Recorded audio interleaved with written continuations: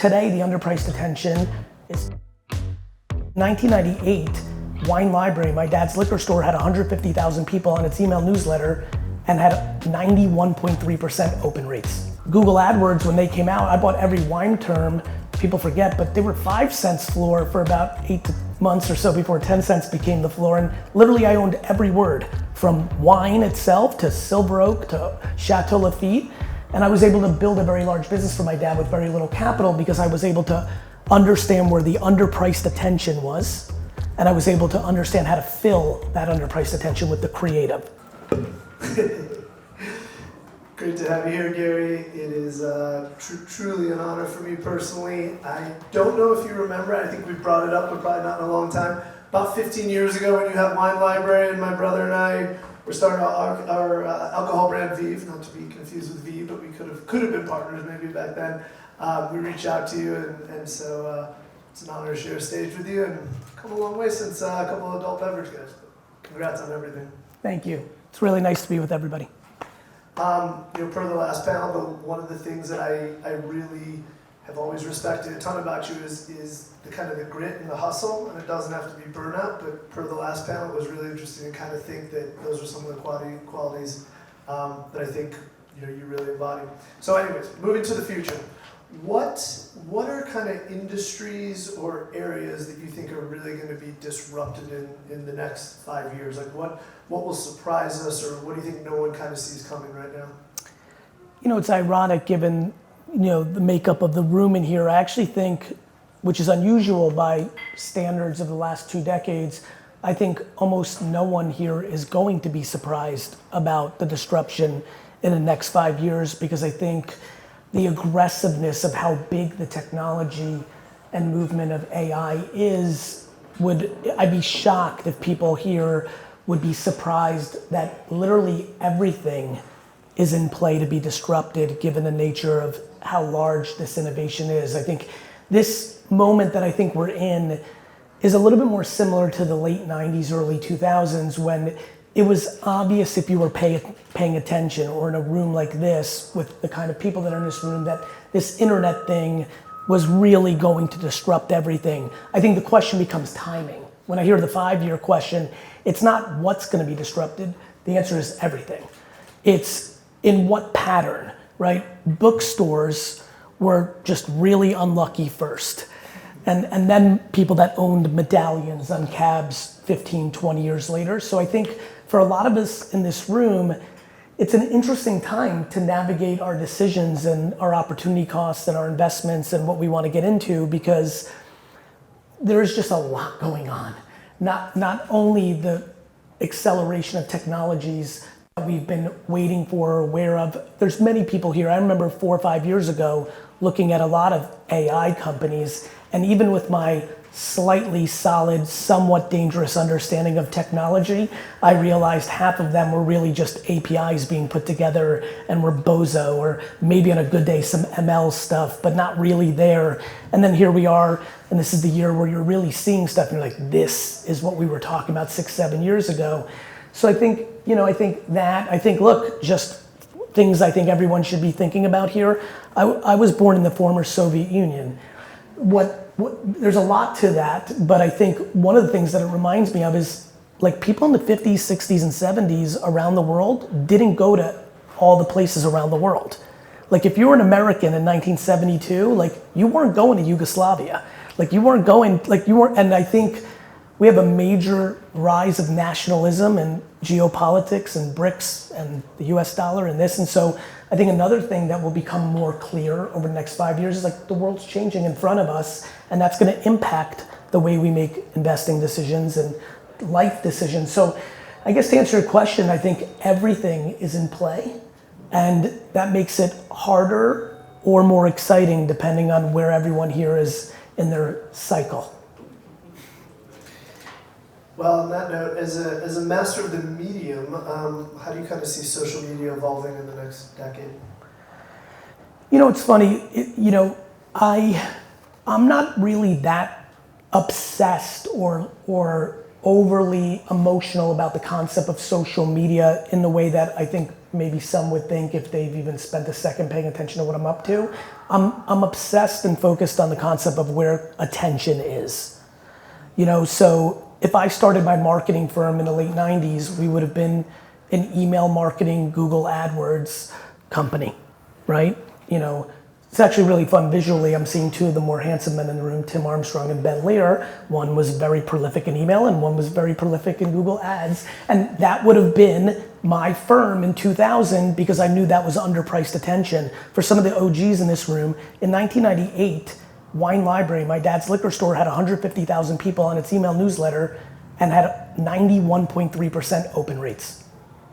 When Ben started Thrillist, there was no chance he could achieve that because the medium of consumer behavior had shifted and marketers like myself had ruined email for other people and they could never achieve those numbers.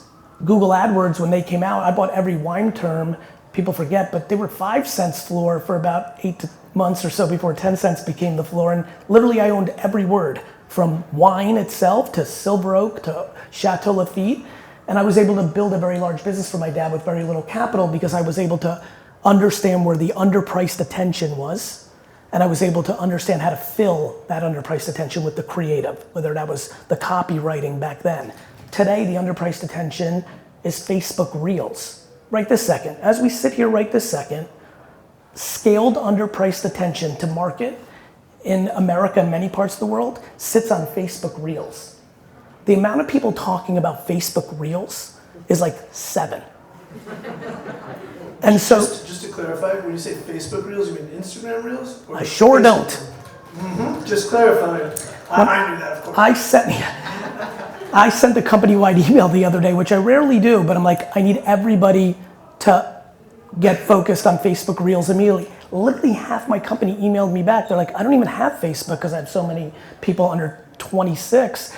And literally, it was quite enjoyable to reply back to them like, you know how you've been shitting on everyone for not knowing TikTok? Well, now they're gonna shit on you. And so, you know, I think for me, what do I think about the next 10 years? I think it'd be stunning if we didn't have a decentralized social network at scale in 10 years. I think that's an elephant in the room that will be really interesting to see. I think, you know, with AI and deep fake and all the stuff that we're about to deal with, I think decentralized servers, Web3, is about to really start showing people its value, improving provenance. I think we're all very aware of people's cynicism and politics that come along with centralized social networks. So even with Blue Sky and what Jack's up to, like, I think it'd be shocking if in 10 years we don't have a decentralized social network that's successful. I'd be surprised if 2 or 3 more Snap or TikToks didn't come along. I think I view social networks kind of like I view very successful TV shows like Seinfeld or, you know, SNL, which is having a long run. Like, there are gonna be platforms that come out that have 7, 10, 12-year runs, but then like nightlife, like a club or a restaurant can only stay so hot for so long because the next generation kind of wants their own place.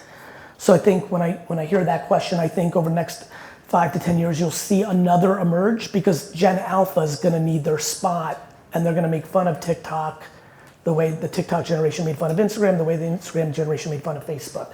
So I think there'll be 2 to 3 other places, and in the first 24 to 48 months of that platform, there'll be an enormous opportunity for every person in this room, regardless of what they want to achieve. At that point, people here may want to run for office, raise capital for a nonprofit, start a new business, build a personal brand, whatever it may be. In that 24 to 48 months, there'll be an opportunity to outflank. And I think what continues to happen in my professional life, the Fortune 500 advertising landscape, is the biggest brands in the world that spend the most money are incredibly slow because they run on fake reports. And so they don't know how to justify the ROI of new platforms. That will continue to be the arbitrage until that world changes, and I don't see that changing very quickly. And so that's where a lot of opportunity for all of us continues to be, and so those are some of the nuances I expect. Yeah. This is what you're pro. I think you answered my next 2 questions already. I was going to ask where the marketing dollars will go. You gave us the Facebook Reels tip.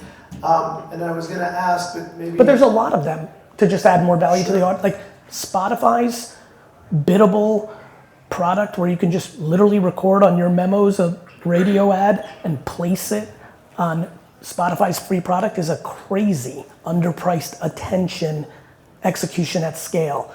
Influencers can be a crazy place where you waste money, but it can be the greatest place to buy underpriced. Even traditional mediums, outdoor billboards, when you don't buy them on contract, you buy them remnant when they're available for 2 months in between 2 contracts, are a remarkable arbitrage on getting attention for what you want versus what you pay for. So, I think the more this room can think about day trading attention, that this is not a set it and forget it, it's the way it is. It's a constant moving variable. I think that can service people well, because at the end of the day, regardless of what anyone is doing in this room, the one thing I'm sure of that connects everyone is you're trying to find mediums to let people know about it so they do the thing you want them to do. Whether you throw a conference, whether you make videos, like the punchline of everything is nothing that anyone here wants to accomplish is achievable without other people knowing about it and acting on it. And so to me, what was clear 15 years ago was technology was going to commoditize a whole lot of things except the ability to be a contemporary communicator, and that whomever was best at being a contemporary communicator at scale would have a lot of leverage. And that's why I've been eating shit for 13 years building an agency, because it's really just a front for what I'm up to, which is world domination. I don't even know how we build on that, but I have lots of thoughts on how the things that you can't replicate with AI are some of the things you're talking about, contemporary communication, real relationships. But you've given us some really interesting things to focus on. I'm going to try and trip you up here. What is something worth not investing in kind of coming up in the next cycle or two, whether it's an actual monetary investment or more an investment of time? Well, I think the thing I'm talking about is being great at communicating today. I think what's very obvious in my corporate world is that people are obsessed with yesterday. They still want to do a television ad as if anyone on earth watches them. And by the way, just to give you context, $80 billion worth of media being bought for television, network, and cable ads, let alone the money that's being spent on making the ads. I think the place this kind of room gets kicked up on is why last year in the hype of NFTs and the things that were happening, the place where I was trying to stop a lot of friends were going to was the metaverse, because the humans weren't there. This room, this energy, this DNA doesn't get caught up on believing in yesterday. It is believing in tomorrow too soon.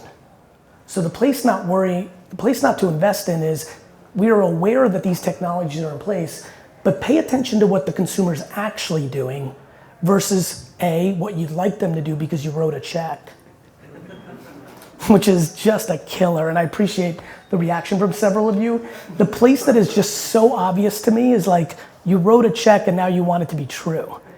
It's much better to be thoughtful before you write the check if it is true. And I think when you list the things that I've invested in, I became a worse investor over time. In the beginning, when I was writing checks, all I was doing was based on like, oh, this is happening now, and like people don't see it. And then over time, you make a bunch of good investments, you get fancy, and you think you're good at something. And I had to recalibrate back, and now I try to, if I'm writing a check, it's like, it's actually happening. Not, it might happen, it could happen. And so, people are gonna get caught on VR being too early. People are gonna get caught on a lot of things. The other thing is people get caught up in headlines and they're not actually educated in the craft. I am uncomfortably bullish on, I think of AI like oxygen. It's done, it's a foregone conclusion. And I'm putting in a ton of work to understand it, but I've been very patient in writing checks, because it's no different than when I was bullish on social networks when I saw the MySpace thing. I don't know if a lot of you, looking at the crowd and knowing some faces here, you'll remember, it wasn't MySpace and Facebook. It was MySpace, Facebook, Orchid in Brazil, Tim. It was High Five, it was Tag World. We had niche social networks. Everybody remember Dogster? We needed a social network for our dogs. And so what's gonna happen right now is, over the next 24 months, the enormous amount of checks and money and time and energy people are gonna put into AI companies, where the decision maker, A, doesn't even understand the technology as well as they'd like to think, and B, doesn't realize that almost all of them are commoditized. and that the people that are actually gonna win are gonna be far more based on the operators that drive the car than the car that they're building. And so I would say that people need to be very thoughtful during this next half decade, because there's a lot of new, really substantial technologies, but just because it's happening doesn't mean it's gonna work out. It's similar to why in the height last year of NFTs, I started going completely the other way and making videos saying 99% of these things are going to zero. The macro of an NFT is right, but the individual projects weren't. No different than sports cards. We were just talking, like, sports cards or art are good investments. The problem is, for the 7 to 50 people that in this town 80 years ago that were smart and bought Jackson Pollock, there was thousands of other people that bought Jackson Schmollick and lost a ton of money. Like, yeah, Michael Jordan's rookie card is worth a lot of money, but 99% of athletes are not. 99% of AI startups are gonna fail. And so I think people need to be thoughtful. And you need to get more specific. I've literally had a friend come to me 10 years ago and said, we need to invest in water, it's the future. I was like, well, of course it is, but it's water, just like AI is. That's exactly right. But I think, you know, like, this is where we get caught even when we're seasoned and good. We get excited, you're like, oh, I like this, I know this space is happening. Just have to be, in times like this, especially, and I'm sure people have noticed this, the speed in which these companies are popping up is extraordinary. Like, you know, I look at something that, like, AI creative is extremely fascinating to me. But the second, like, I spent 5 minutes a year ago looking at Midjourney, there was like 20 other competitors I didn't even know existed. And, like, by the way, there's 20 popping up a day right now. Because the technology itself is fascinating in the speed in which it can matter. So I just think people just need to be thoughtful during this time. Yeah. Last 2 lightning round questions for you. You know, you mentioned a little bit again ahead of your skis, or a little bit of, you know, a little bit of maybe hubris that we all kind of see ourselves in when we have some good investments or good whatever. How do you view luck? I mean, going back to the last panel, I just love your grit, I love your hustle. Are you like a chance favors the prepared guy, or how do you make your own luck, or is it something different? The way I look at luck is based on how the person that's deploying the word is weaponizing it. Oh man, that was good. Well, let's talk it through. Like, what do I think about luck? I was traded for wheat. I was born in the Soviet Union. The way I got to this country, where entrepreneurship is put on a pedestal versus what happened to both my grandfathers, which was by being entrepreneurs in Soviet Russia, they spent meaningful time in jail. So I get here and get to stand on fancy stages and hang out with cool people, and my mom's dad spent 10 years in jail for selling like sausage for tile. So what do I think about luck? I think it's fucking real. Like, you know, your mom and dad had sex at the right moment. That's why you're even sitting here. How can anyone understand it's a variable? On the flip side, all my friends and acquaintances who sit around and do nothing and watch cable television news and make themselves depressed 24 hours a day and produce nothing and do nothing, and then decide to deploy luck on their friends or contemporaries as a weapon to prove something to themselves based on what they're not doing. I don't believe in that version of luck. So I think luck is real, but I think it depends on the context. I think everyone here is lucky because a million things happen for you to get here, including avoiding disease and so many things. Like, that just, it's the human spirit. But when people look at anyone who actually works and says they're lucky, like, LeBron was lucky the way he was born. You know how many hours of work went into that finished product? And you know how many people were born with that same capability? So I think you have to be careful in the context of how you deploy it. That's really well said. Thank you, sir. What is the last question? What's in the future for Gary? Are the Jets still on the table? You're gonna make another song with Snoop for anyone who doesn't know, check that out. The buying the Jets thing has been there since 3rd grade. I want to continue to try to pull it off. It's a big part of my journey, but I think I started to understand it in my late 30s, early 40s, which was like, oh, I love my craft. I've always loved being an entrepreneur. I always wanted to do business. I guess even at a young age, I subconsciously understood if I make a huge goal, I'll always be playing. You know, I think I'm a counter puncher. And what I mean by that is, I really don't know the answer to that question. I know that I like being active as a business person, as a communicator. I'm really in a small group of people that really the thing they love is also a thing they ended up being good at. So I'm incredibly driven by gratitude. You know, I'm in the life cycle where I'm like, you know, I want to be thoughtful about like what makes me happy and be more thoughtful about my choices. I think one of the things, I love the last panel. For the people in here that are built on grit or come from the dirt, or I really love that statement of like not being impressed. That happened to me. I was an atrocious student, and it wasn't until my late 20s, early 30s that I'm like, wait a minute, I can kill all these Harvard fuckers. You know, like so I understood that, you know, but I think one of the downsides of being driven by grit and like basically willing it to success is maybe you're not as selective, you know, like, you know, I've built in a lot of ways where I'm just like, I'm doing everything always at 100. And I think, you know, I want to be a little bit more selective, but the reality is I know that I just want to keep, you know, cultivating relationships through the context of business that leads to great friendships, still play my game. Like I desperately want to die at my desk. And what I mean by that is like, I don't know what to do if I'm not like being active. Like I don't understand being 91 and like, I don't want to fish, you know, so I kind of anticipate always doing, but like, you know, I just want to do stuff and then I want to communicate about it with the hope, you know, I'm incredibly affected by the way I was parented.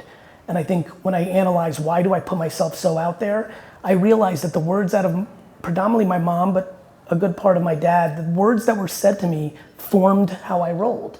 And I think there's a lot of intriguing advice, both from parenting and society, that is just wildly not practical to the truth of the situation. And so I'm motivated by doing stuff and then communicating about it with the hope that it impacts some people positively. Thank you so much. I wish we could do this for much longer, but we appreciate the attention. Thank you. Cheers. Thank you. I learned about you 2015 on The Brilliant Idiots. You say one thing, say dedicate 24 months to your life to something, your life will fucking change. I listened, so it took me 2 years to listen. So now, 3 years later, I started a media company. We bootstrapped to 17 full-time employees. Channing has basically been my mentor. That's actually how I got invited to this opportunity. It's amazing. So we're in the gaming and esports Web3 space, and we do a lot with the rocker. I love it. So I just wanted to say hello. Ryan, send me an email, me everything. Absolutely. I'd love to read it. Thank you.